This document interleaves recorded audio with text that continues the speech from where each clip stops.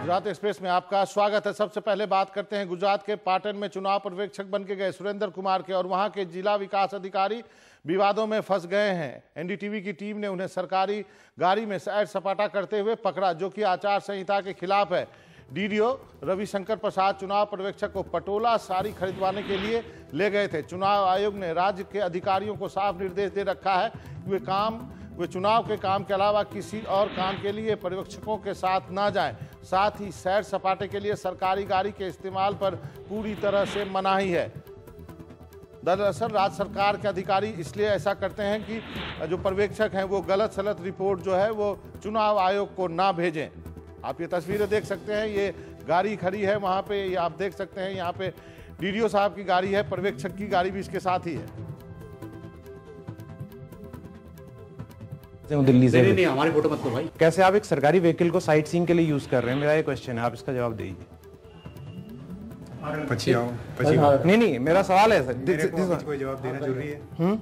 नहीं, it is required because I am a journalist, accredited journalist and I am covering the election. ठीक है, आप cover करेगा अभी 1 मिनट बाद। नहीं, लेकिन आप सरकारी व्हीकल को, आ रहा हूं, आपको जवाब दूंगा।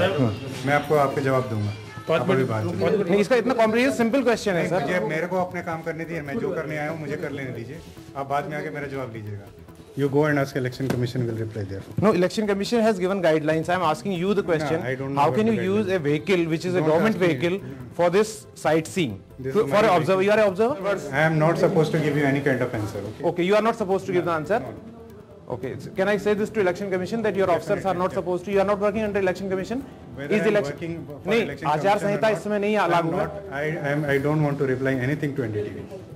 नहीं, आचार संहिता लागू है या नहीं है? I don't want to say anything to NDTV. Development officer यानी डीडीओ पाटन की गाड़ी है। इसके साथ ही एक गाड़ी और खड़ी थी जो इलेक्शन ऑब्जर्वर्स को दी जाती है।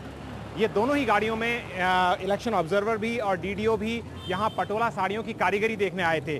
कारीगरी देखने में कुछ गलत नहीं है, लेकिन इलेक्शन कमीशन की साफ गाइडलाइंस हैं कि अगर आप साइट सीइंग के लिए जा रहे हैं तो सरकारी व्हीकल्स का इस्तेमाल न करें, और जो राज्य सरकार के आईएएस अफसर हैं जो ड्यूटी पर लगाए गए हैं इलेक्शन की, वो किसी भी हालत में इलेक्शन ऑब्जर्वर्स को एकम्पनी न करें, उनको अपने साथ साइट सीइंग करवाने न ले जाएं।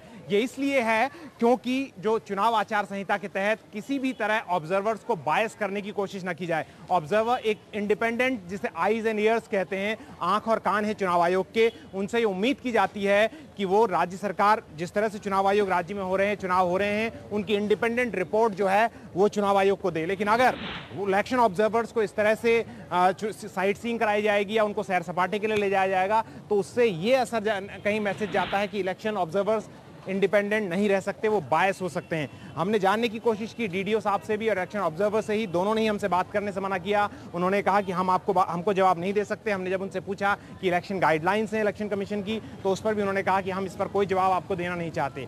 अब ये इलेक्शन कमीशन के ऊपर है, वो इस मामले को कितनी गंभीरता से लेता है। गोपाल सिंह चौहान के साथ पाटन से हृदय जोशी, एनडीटीवी इंडिया। तो आपने देखा किस तरह से हमारे सहयोगी हृदय जोशी जो है वो पर्यवेक्षक से भिड़े हुए थे और बार बार उनको कह रहे थे कि आप गलत कर रहे हैं। चुनाव आयोग एचएस ब्रह्मा ने कहा है कि अगर ये बात सही है तो ये आचार संहिता के खिलाफ है, हम निश्चित तौर पे इसकी जांच कराएंगे और जरूरी कार्रवाई करेंगे। और सीधे हृदय जोशी के पास चलते हैं जो पाटन में मौजूद है। हृदय, चुनाव आयोग ने कहा है कि वो कार्रवाई करेंगे, लेकिन आपको लगता है कि ये एक आम प्रैक्टिस है पर्यवेक्षकों को खुश रखने के लिए, क्योंकि वो उल्टी सीधी रिपोर्ट चुनाव आयोग को ना भेजे? ये देखिए मनोरंजन, मुझे अच्छे से याद है, अभी भी कुछ साल पहले दिल्ली में मीटिंग हुई थी स्पेशली, और सारे ऑब्जर्वर्स जो चुनाव के लिए जा रहे थे उनको बुला के इलेक्शन कमीशन ने समझाया था। क्योंकि कई बार ऐसा होता है कि इलेक्शन कमिश्नर अगर एक आईएएस है, दूसरा एक अगर आईएएस ऑफिसर कहीं पर डिस्ट्रिक्ट कलेक्टर है या डीडीओ है या सुप्रिंटेंडेंट ऑफ पुलिस अगर आईपीएस है, तो उसका कोई दोस्त ऑब्जर्वर बन के आ जाता है, तो बड़ी यारी दोस्ती हो जाती है, सैर सपाटे होते हैं और सरकारी व्हीकल्स का इस्तेमाल होता है। लेकिन कई बार ऐसा भी होता है मनोरंजन की जो राज्य का एडमिनिस्ट्रेशन है वो बायस होकर पर्यवेक्षक को खुश करने की कोशिश करता है, उन्हें साइट सीइंग के लिए ले जाता है, शॉपिंग के लिए ले जाता है, जो बिल्कुल क्लियरली कोड ऑफ कंडक्ट का उल्लंघन है। इलेक्शन कमिश्नर्स ने ऑर्डर दिए हुए हैं कि आप सरकारी अधिकारियों के साथ केवल तभी घुले मिले जब आप काम कर रहे हैं अपना सरकारी चुनाव आयोग का, और या आप अपने ऑफिस जा रहे हैं। उसके अलावा ना तो व्हीकल को इस्तेमाल करें अपने पर्सनल यूज के लिए और ना किसी ऑफिसर को अपने साथ ले जाएं, और ऑफिसर्स को भी हिदायत दी गई गई है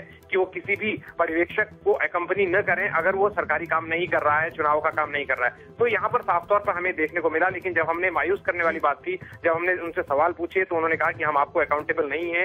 मैंने उनसे कहा कि हम इलेक्शन कवर कर रहे हैं, कम से कम मीडिया को जानने का अधिकार है। तो उन्होंने साफ तौर पर कहा कि हम एनडीटीवी को कोई अकाउंटेबल नहीं है, हम अपना जवाब बाद में देंगे। मैंने कहा इलेक्शन कमीशन को आपको क्या जवाब है, तो उन्होंने कहा कि आप इलेक्शन कमीशन से जाकर बात कीजिए। जी हृदय जोशी, आपका बहुत बहुत शुक्रिया। और देखते हैं कि चुनाव आयोग अब क्या कार्रवाई करता है। लेकिन साड़ी की खरीदारी करना इस पर्यवेक्षक साहब के लिए अब थोड़ा महंगा होगा। India's #1 news app just got even better.